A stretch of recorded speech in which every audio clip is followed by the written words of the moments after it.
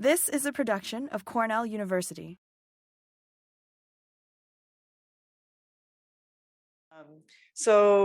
I'm just going to dive right in. You already know the title of my talk.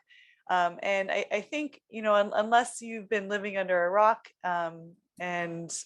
you probably wouldn't be here unless you had heard at least some things about the impact of, or the contribution of, livestock production to greenhouse gas emissions and climate change. And so it's all over the news, and I think it's a good thing that it's out there in the media and is receiving attention. But in some ways, I do think it is a little bit dramatized, because and I have these EPA slides similar to what Jennifer had. Agriculture in the US contributes about 10% of emissions. When we're talking about emissions, though, obviously percentages can be a little misleading, as we know that US is one of the larger contributors of total emissions globally. And you've already seen this slide, so I'm not going to go into it too much more. I'll say that I do like to point out this jump in scales, that even though if you don't focus on the jump here, agricultural soil and enteric fermentation appear to be similar, but this x-axis scale for the soil management actually goes pretty far out to the right. And then just to try and answer one of Jeff's questions right off the bat, so manure management and manure emissions refer to any of the emissions from pretty much the time the cow excretes manure until it's applied to the soil. And that includes both nitrous oxide and greenhouse gas emission, or nitrous oxide, excuse me, and nitrous oxide and methane emissions. I'll try not to confuse you with too much with my word jumbles. And then in just a little bit more perspective on the role of these different sources of emissions from agriculture in a historical context, we see that there has been some increases in both enteric and manure emissions over the year. But actually the contribution from dairy emissions has slightly decreased. And it's a little bit hard to see that in this figure, but I pulled that out from the text of this report. But you can see the red bars are enteric fermentation and the enteric methane, and the purple bars up here are the manure management emissions.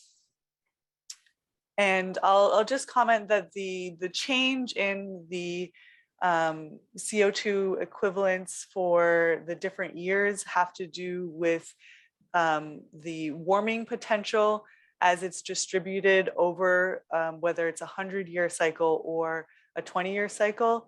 Methane, I think on average stays in the atmosphere about 12 years. And so that's why it has that much shorter cycle. And so in translating the warming, the impact, whether it's a 20-year CO2 equivalent or a 100-year equivalent, there's a lot of kind of physics and calculations involved in determining how that actual radiative force that contributes to the warming of the atmosphere, the climate, distributes over that different time periods. And so that's my layman's attempt at trying to explain the change in those warming potentials. But it's still a little bit obtuse for me. So I'm going to move into talking about dairy production in particular. However, a lot of these things, concepts apply to other livestock production systems, except that other livestock production systems are not quite as integrated as most dairy production systems are, especially in the Northeast. And so For example, poultry production, typically the feed production and the manure management and the animal raising facilities can be quite separated, both in terms of owners and in terms of spatially separated. Whereas a dairy system, although not all feed is often grown on the farm, but especially in this Northeast and Midwest area, again, a lot of it is. And so one of the things about agriculture in general and dairy production systems in particular is that they're really complex systems. There's a lot of moving pieces. And as Jennifer so nicely described, there's a variety of sources of emissions, from the enteric methane emissions that come from the animal's digestive processes, to the manure management emissions, and then emissions from the soil and feed production. And that is in addition to the emissions that come from all the fossil fuel use or electricity use required to power these systems. And so I think one of the challenges that we have in fields that Jennifer and Pete and myself are in is how do we measure the footprint of these really complex and spatially dispersed and open systems. Whereas if you're burning a gallon of fossil fuel, there's a very straightforward equation. You combust that fuel, you know exactly how much CO2 you're emitting. Getting an estimate of the amount of emissions produced from this complex dairy farm is a little bit more challenging. And this is probably obvious, but one of the reasons is that we can't see them. So we don't know when we change a management practice how we're influencing that greenhouse gas emissions. It's not something that we can go out there and capture and measure directly in most cases. And so I often think it would be so nice if I could just put a dome over a dairy farm and then go in there and change some things and see how the meters of these different emission sources change, but that's really not feasible. And so what we do in order to get a handle on these emissions estimates is we break the farm apart into little pieces, and then we study and measure the impacts of different conditions on the emissions or other environmental footprint or other response outcome from those little pieces. And then we assign equations and relationships to the management practices, the conditions of those pieces, and sum up the emissions estimates from those pieces. And so there are a lot of different ways to build a model, models that estimate greenhouse gas emissions from agricultural systems. But even before selecting or selecting the equations that predict the emissions estimates, there are a lot of decisions that go into how you will build that model that determine its structure and then relate to its function and application. And so here I just highlight a few of those questions that need to be answered by someone building a model, and that really influences its applications. And so just like in biology, the form of an emissions model, the structure of it, is really driven by its function. And I just love this picture, but I think it's quite clear that this cow evolved specifically to act as a couch for this dog. So just a little humor to mix things up here. Let's see. Oh, lots of questions. Nutrient runoff is also very important. I'm focusing on greenhouse gas emissions, but I will highlight some impacts of runoff as well later. Okay, I'm going to keep moving but right, okay.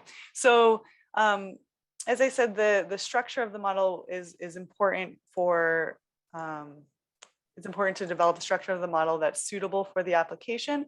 And I think about model applications as being in kind of 3 different categories with some overlap between. And so we have models that are used for inventories. What is the total emissions? Like Jennifer highlighted that her and Peter worked on for New York State.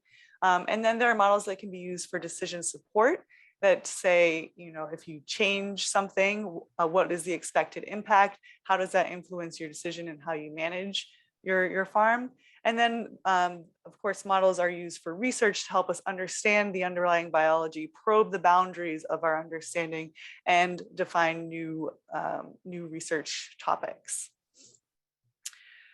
Okay, so how do these models really help us get to reduce greenhouse gas emissions? Because that is really the goal of what we're all working towards.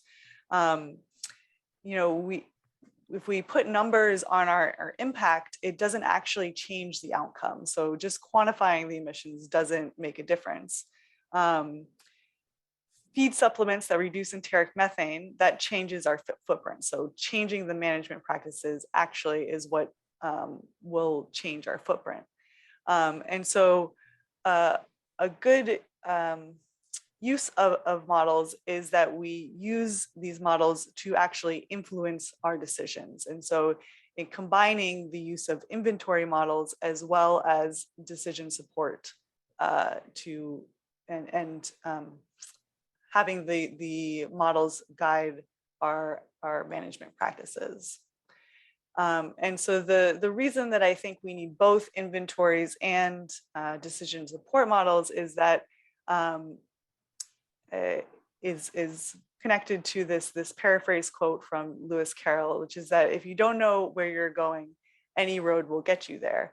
And if the role that I see the inventories can play is to help us keep track of our progress and set targets, set realistic targets, and that's really key, right? Because if we set targets that aren't achievable, then we're just going to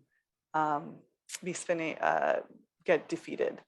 And so when I think about trying to transition the role that the dairy industry can play in helping to achieve kind of what might be a good global target of staying below 1.5 degrees Celsius change in global average temperatures or 2, depending on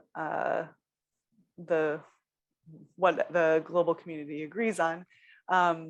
I think that, you know, there's no way that we can transition to being carbon neutral or negative emissions in the dairy industry overnight. And so laying out the path of what might be a realistic end goal and then intermediary targets is really important. And that's where I think inventory models are critical, because 1, we have to know where we are in relation to this goal, and 2, they can help us benchmark on our along the way. And so one example of that is there was this inventory estimate done by Jude Capper and a few others that let's see, they published it in 2007. And so that compared our footprint in 2007 with 1944. And they came up with this estimate of an intensity of emissions for milk of 1.35 kilograms of CO2 equivalents per kilogram of milk.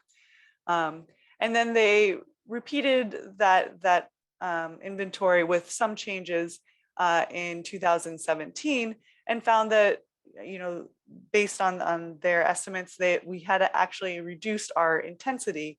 However, production had increased, so the total impact would be increased.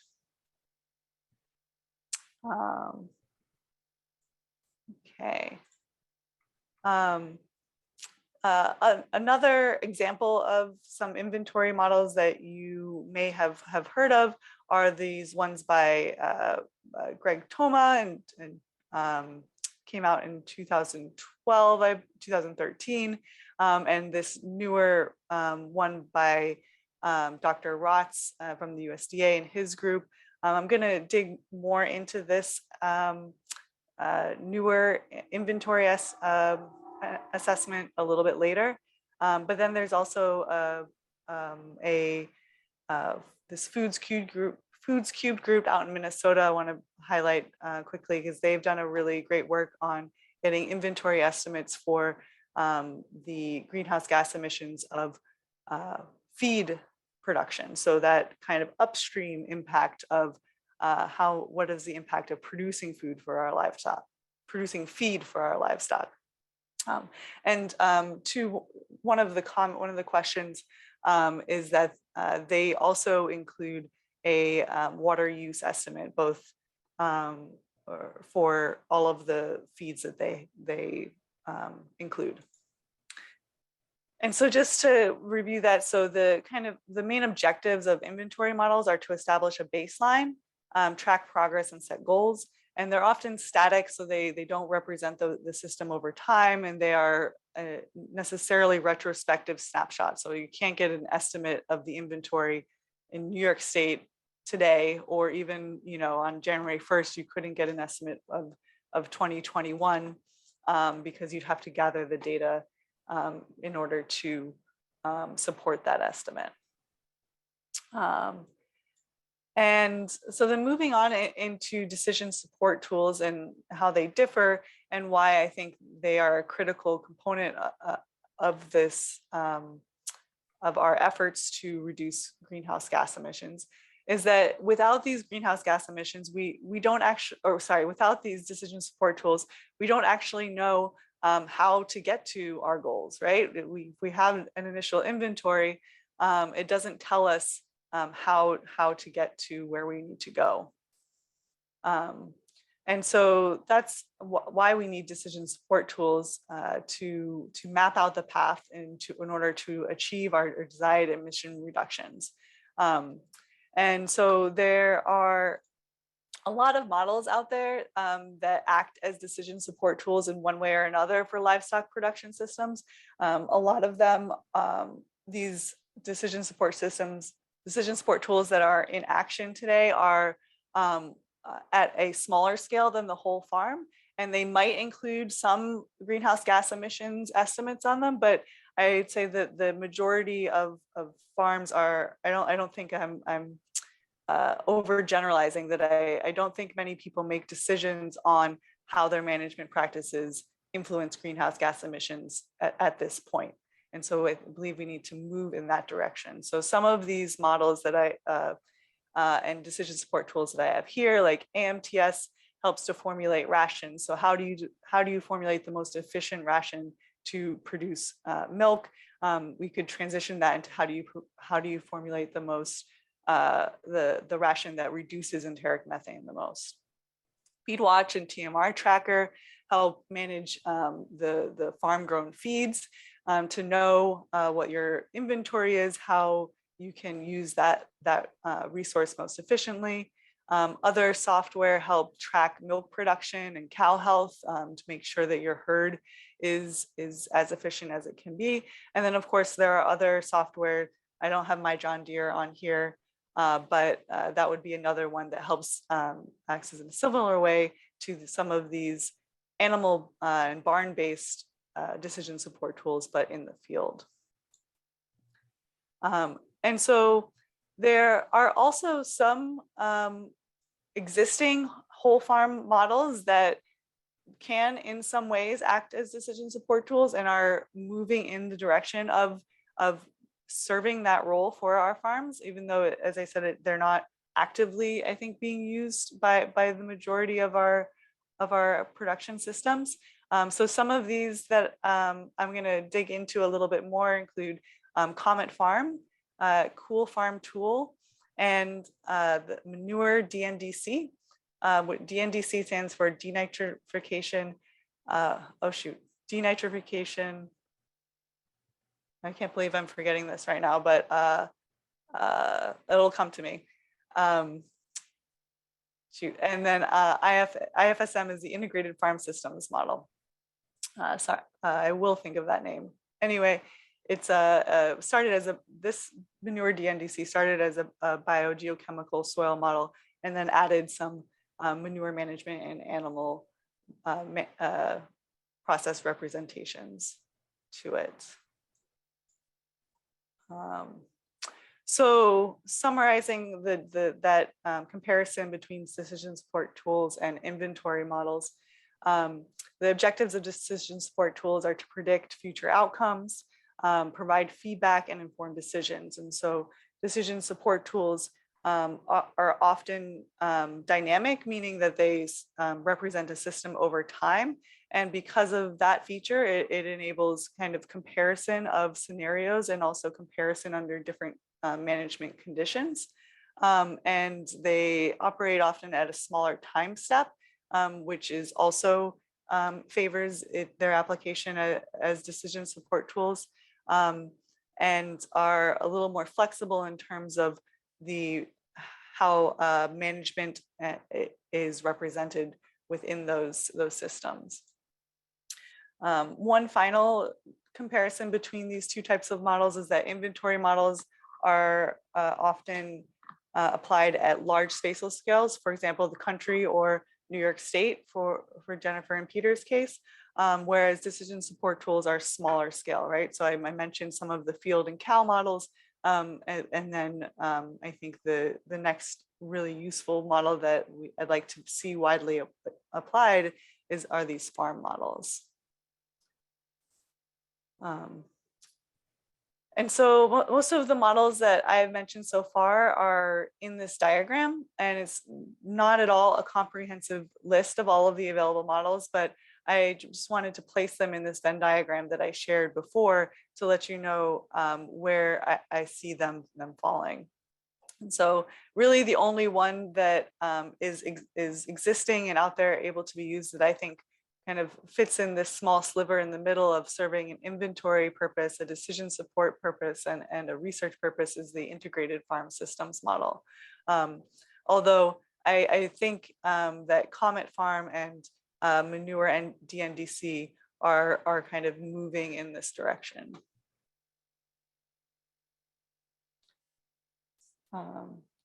Jennifer, I guess maybe you could drop it in the chat. Do you want me to answer some of these questions as I go, or should we save them for the end? I think you should save them for the end. I would like you to go through. Thank you. Okay, thanks.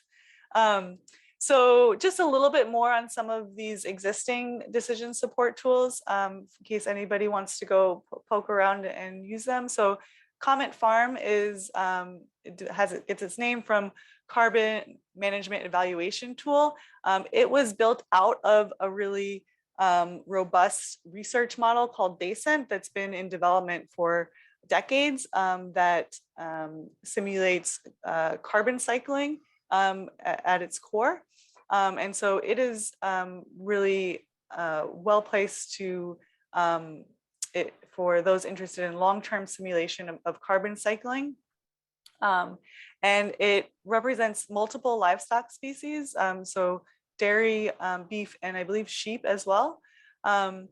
It's focused on field emissions, and so it has some limitations in terms of its options for the different types of animal management practices, but it is very user-friendly, and you're able to import a lot of data, including the soil data specific to the GIS map of your farm.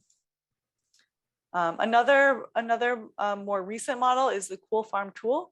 This model comes out of Europe. It's a proprietary model, so there is a cost associated with it.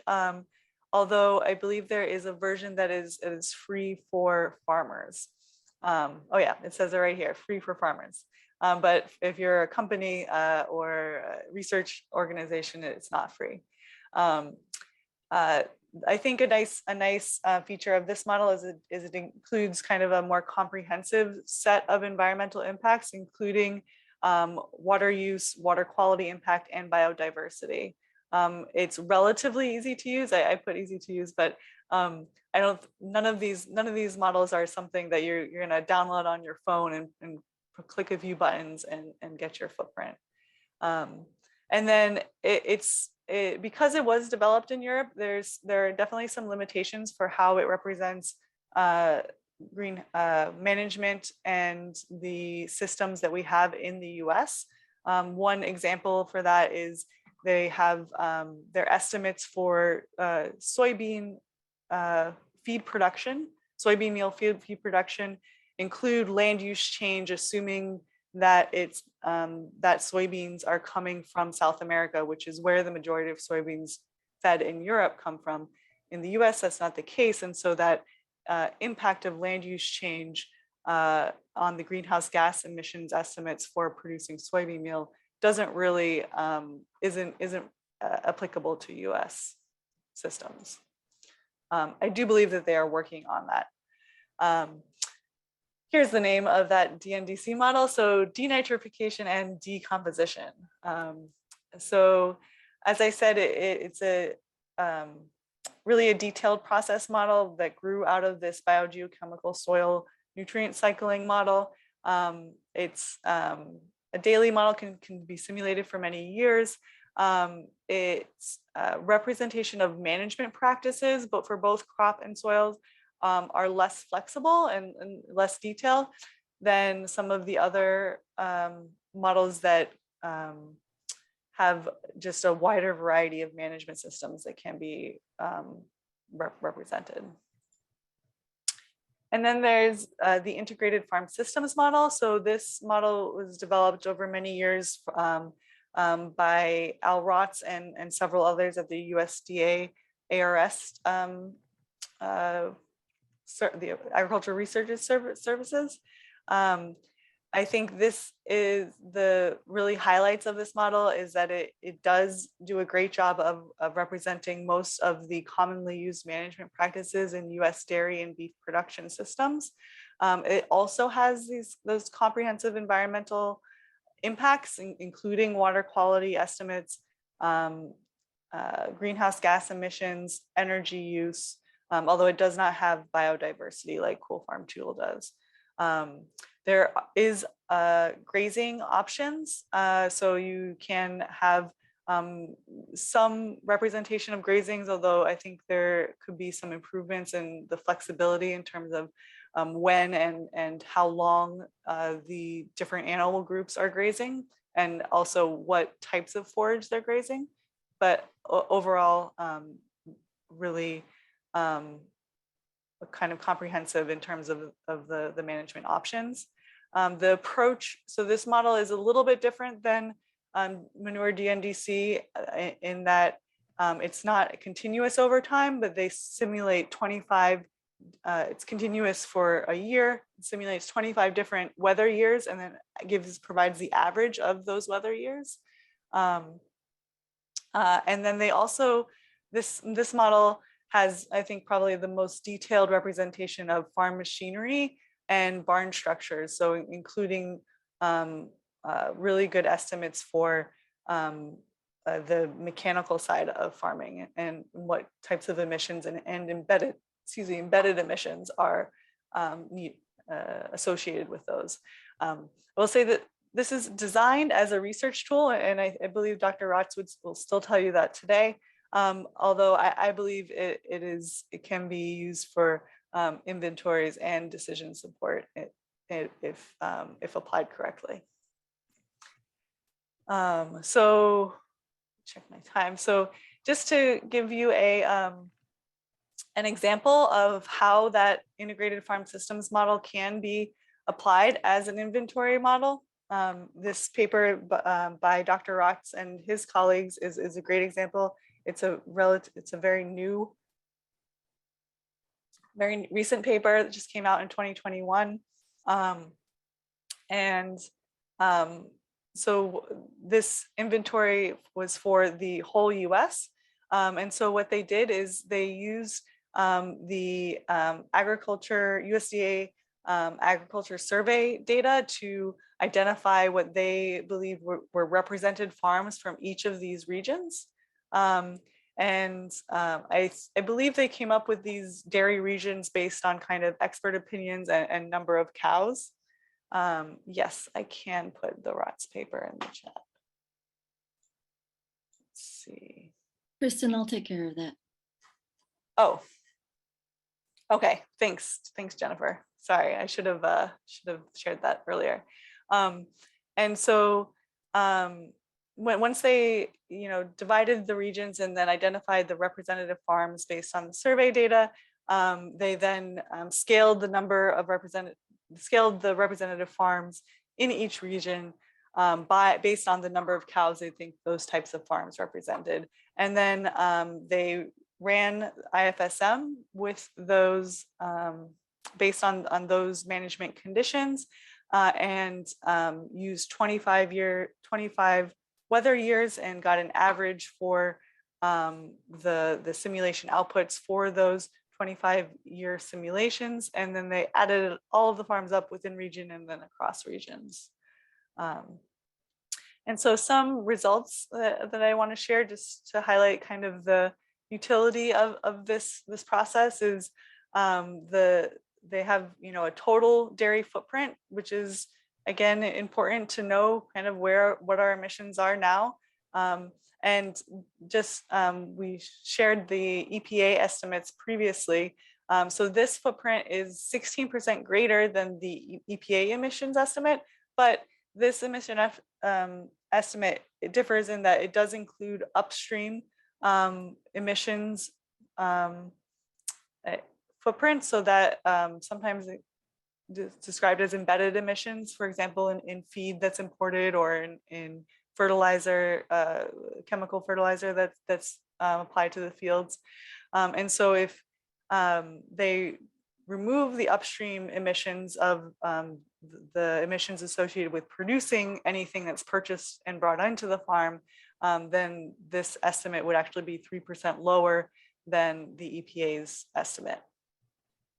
I shared the intensity estimates from Jude Capper's group earlier, and they were about 1.6 for 2007 and then reduced to 1.34 2017.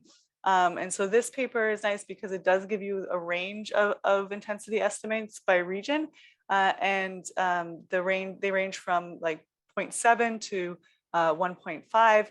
And for the Northeast region, we're kind of smack dab in the middle at about 1 kilogram of CO2 equivalents per kilogram of fat and protein corrected milk. So that's what this FPCM stands for. It is a way of standardizing milk as a unit for comparison so that it has the same nutrient composition. And then another nice output from this model is, or from this this study using the model, is that it provides estimates of the sources of emissions. And so from the EPA estimates that we showed before, it is similar to what those results were, with enteric methane emissions being the largest portion of the greenhouse gas emissions from dairy production, but with manure management being the next highest emission source. So combining both manure methane and manure nitrous oxide.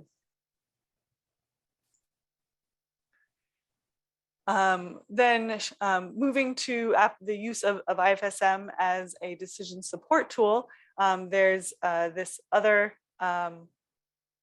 very recent paper as well. Even though the first author is different, this is essentially the same group of people. And they took a similar approach to that inventory analysis. However, instead of trying to get an estimate of the whole nation's footprint as it is right now, they focused on changes within the farm and how they might and how those would compare if you changed the if you changed a practice on one farm under the same environmental conditions. They compared the impact of BMPs, which are best management practices, for 3 farm types in New York State, Pennsylvania, and Wisconsin. And then for the weather, they used kind of a similar weather data set, what they used for the inventory to get what they call the baseline estimates, both with and without BMPs. And then they also used climate projections to see how these management practices might influence or might be more or less effective under expected changes to the climate by our climate projection models. And so just to give you an overview there of the BMPs, the best management practices that were used for these different farms. This is not all of them, but I pulled out the ones that they in their paper described as being most influential. And so they had a variety of feeding practices, so diet formulation, what the cows are eating, that they changed with the objective of reducing enteric methane. And so those included reduced forage fraction, so reducing the amount of high fiber forage feeds that are fed to cows. And they increased the digestibility. So this NDFD stands for neutral detergent fiber digestibility. So the fiber that is being fed is increased in its digestibility. And sorry, this should be efficiency. And they also increase feed efficiency, which is in line with what the industry has been doing recently, this increase in feed efficiency, the trends in feed efficiency. And then they decrease dietary protein, and that will not influence enteric methane so much, but it will influence nitrous oxide emissions, downstream nitrous oxide emissions, because if there's less nitrogen in the manure, there will be less nitrous oxide emissions from manure management and from application to soil. In the New York farms, so this New York farm was a larger farm with 1,500 cows. They had an anaerobic digester as a BMP. And then they also assumed that they were using no-till practices and injecting all manure. And then finally, all simulated fields and crop production included cover crops, so there was never exposed soil. For the Pennsylvania farms, the representative farm that they chose to compare from Pennsylvania was a smaller grazing farm.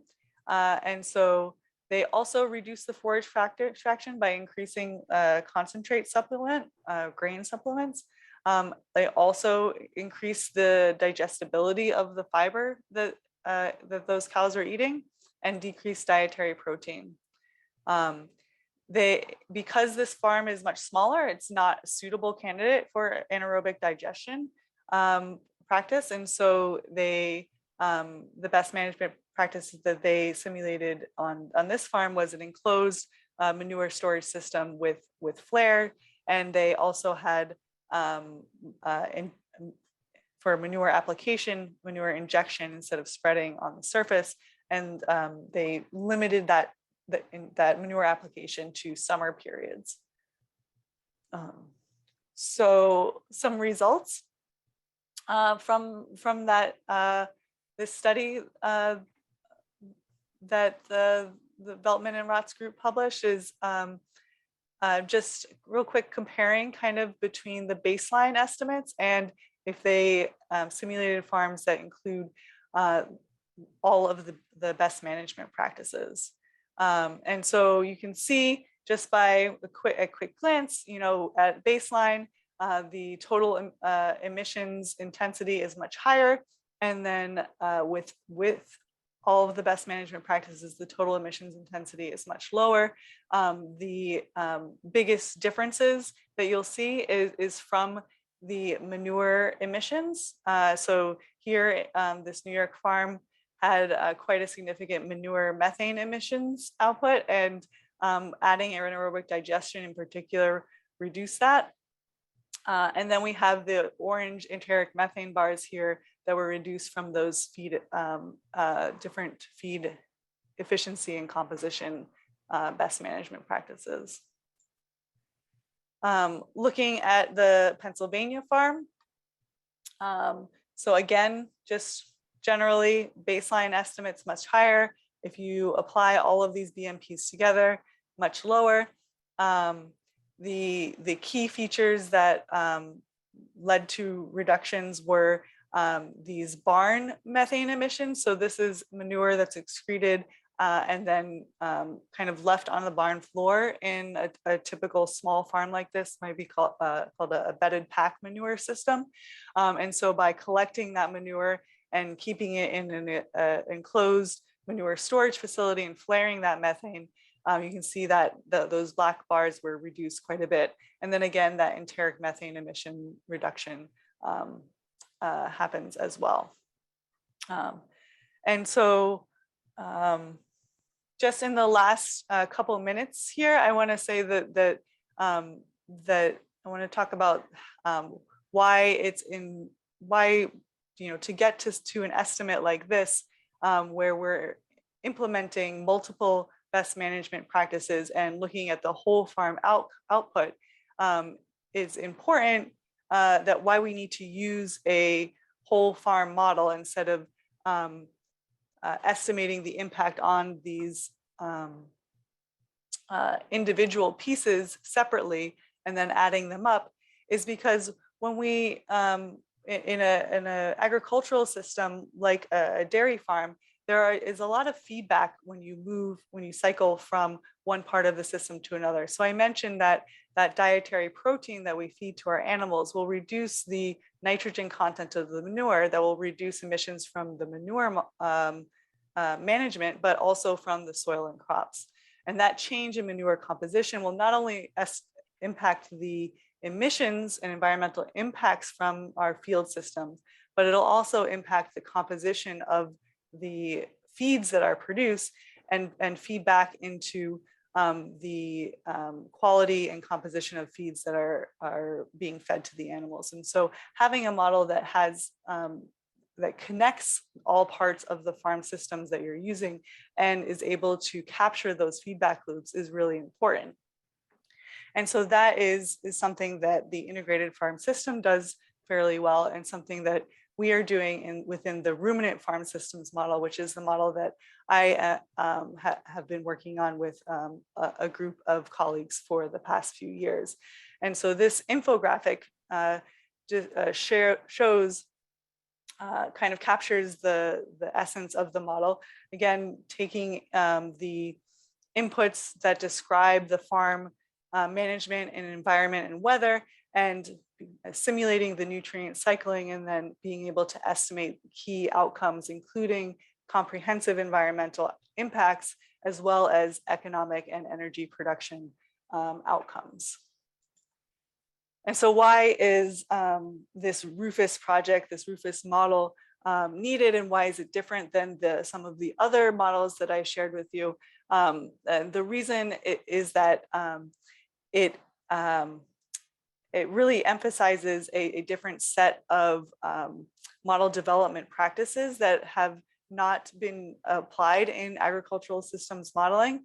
And so this emphasis on transparency and accessibility to the model, as well as flexibility, clarity, and adaptability of the code base is key to the RUFUS project. We also are targeting specifically that space in the middle of that Venn diagram so that it can be applied as a research tool, an inventory model, as well as a decision support tool. And so I think having that specific objective really sets us apart from the other models that are out there. And so if we achieve our goals, then RUFUS will be interoperable with existing software systems. So some of those existing decision support tools and data management systems that I mentioned that help farmers manage their fields and cows in certain ways, we hope to be able to import data from them into the Rufus model in order to initialize the model, and also for Rufus to be interoperable with some of the larger regional and watershed scale models. All of those things will combine to have a well-documented model, and also the Rufus model code and documentation will all be open source, making it more accessible. We hope the model itself will be more sustainable and be able to be used and adapted into the future. We really rely on participatory modeling. And so we have a really active stakeholder advisory council that was just formalized last year, although they kind of been functioning for a while. We believe that this is important both to keep us on track so that we as researchers and scientists understand the problem and what's needed, but also increases ownerships, and we hope will help us transition these decision support tools from things that we believe have value, but ones that are actually used and actually changing decisions on the farm, as I mentioned before. And so the visions of success for Rufus, but really for any decision support model, be able to calculate these baseline estimates of what is our footprint now, identify the management practices, and help us plan out the path to get to our goals, change the practices on the farms, help to guide the changes in practices so that we can actually reduce the emissions and, of course, have that impact that we're all working towards. And so I say, if we're going to achieve our goals of building agricultural production systems and industries that don't contribute to climate change, we need to really strategically plan out how we're going to get to our goals. We need to continue to conduct the inventories to the best of our ability, and increase adoption of these decision support tools so that we can know how to get to where we're going and how to get to where we're going and actually make the changes that will get us there. One last note that I'll put in here is that data is really key to all of these, any of these steps and models. And so without well-managed, accurate, accessible data, none of this will happen. And so I think something that I didn't focus on in this talk, but that is critical to this whole process, is building tools that help farmers both collect and manage data so that they know what's happening on the farm and then can share those data with their consultants and advisors in ways that make it easy for all parties. So with that, I think I left just a couple of minutes for questions. It looks like there's quite a few. So Jennifer, did you want to moderate them, or should I go through? Oh, and of course, thank you all for your questions, and please feel free to email me if you have follow-ups. Let's see, are any of these systems you're excited for? Cows and farms and product food to them. Oh, Jennifer, you're writing an answer. Okay. The majority of cows in the US are in confined systems, or in confined systems that have elements of grazing. So certain times in our climate, cows cannot be grazing all of the year. But I don't have a good estimate of the total number of grazing systems in the US. I think it might be somewhere around 10% of farms, but I could be actually off on that. Can you explain how agricultural subsidies for dairy production might affect how the farm manages greenhouse gas emissions? So Jacob, I probably can't explain that, except that there are not national subsidies for management that reduces greenhouse gas emissions now, but there are some states that do that, California being the example that maybe a lot of you have heard of already. So they have financial support for implementation of specific management practices that are qualify as reducing greenhouse gas emissions.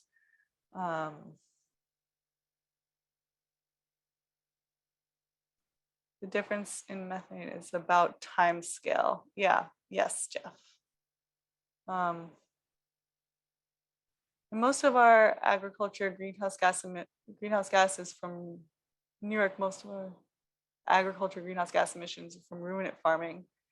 Most of our farmland is forage producing or fallow grassland. Do you feel there are regional specific research questions on grassland utilization, grazing methods, soil carbon, enteric methane that could have meaningful, practical, and policy implications towards greenhouse gas emissions?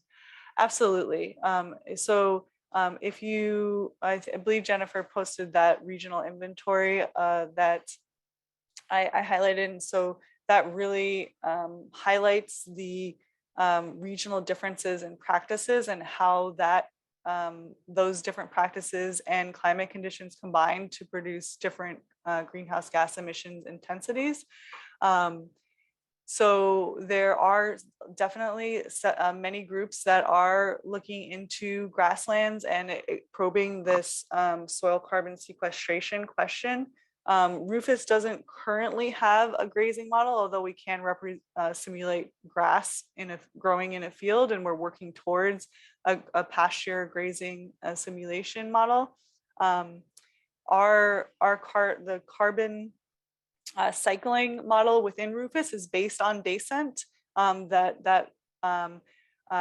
really well-developed model of soil carbon cycling. And so we are hopeful that it will be able to represent soil carbon sequestration and highlight differences in carbon sequestration under grazing management practices. But of course, there are many excellent research questions, as you suggest, surrounding what grazing management practices will actually have the soil carbon sequestrations or just a greenhouse gas emission reduction benefits that we're working towards. Grazing like a dairy cow on grass-based system typically will produce less milk than a cow on a corn silage and an alfalfa silage based diet. So that often means that grazing at the cow level, a pasture-based cow will have a higher enteric methane emission intensity than a cow on a total mixed ration diet that's fed in a confined system.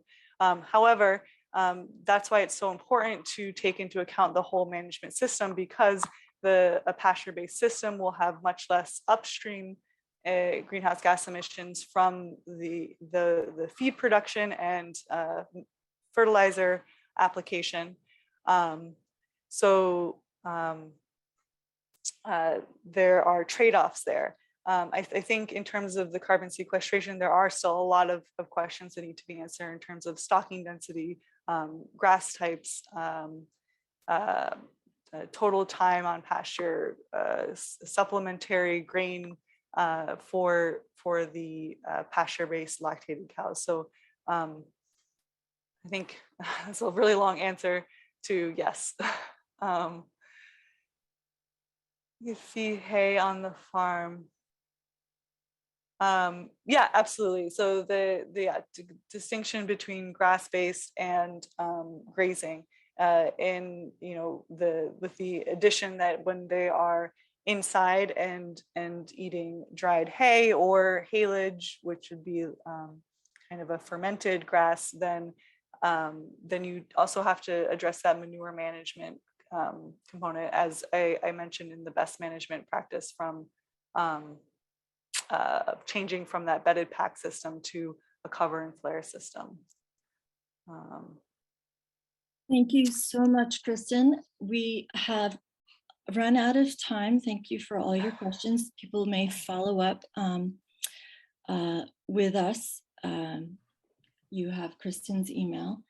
I want to segue into our next talk and say welcome to those that have joined us just now, and thank you for those that attended for the first hour. This project is a collaboration with Peter Woodbury and many others, and it has been supported by a USDA National Institute of Food and Agriculture Smith-Lever project. These recordings will be found on our website, blogs.cornell.edu/workinglands within 7 days of the event, and you should also get a follow-up email.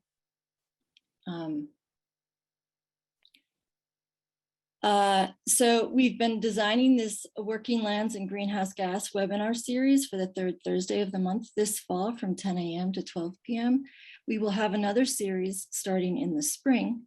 But basically what we're trying to do is have the first hour be a conceptual overview of a greenhouse gas topic, like Kristan talking about models for livestock systems and thinking about the greenhouse gas sources.